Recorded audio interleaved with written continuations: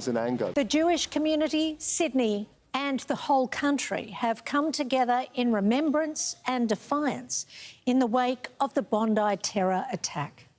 Hundreds gathered and continue to gather at Bondi Beach in emotional scenes.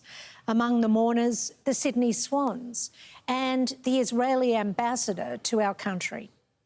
Overnight, the Opera House was lit up with a menorah in solidarity with Jewish Australians and to remember the 15 innocent lives taken.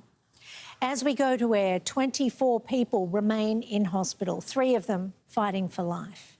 John Paul Gonzo begins our coverage.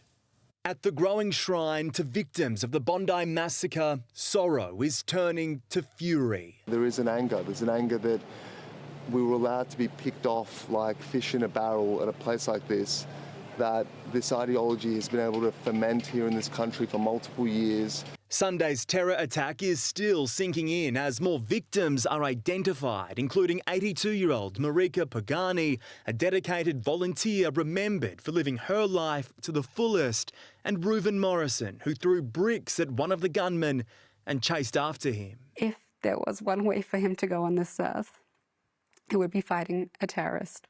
I don't know how to live in a world without him. I don't know how my children will live without him. Among those paying their respects, Israel's ambassador to Australia, who says his heart is torn apart. This is insane. And it's also very important to remember that when we're talking about the Jewish community, we're talking first and foremost about Australians, Australian citizens. 15 people were killed in the beachside massacre. Dozens more were injured, including some critically. An atrocity Jewish leaders say was inevitable. He's been talking very loudly and very clearly this entire year, for anyone who could listen, that what started off with graffiti is going to end up with bodies, and it's exactly what's happened.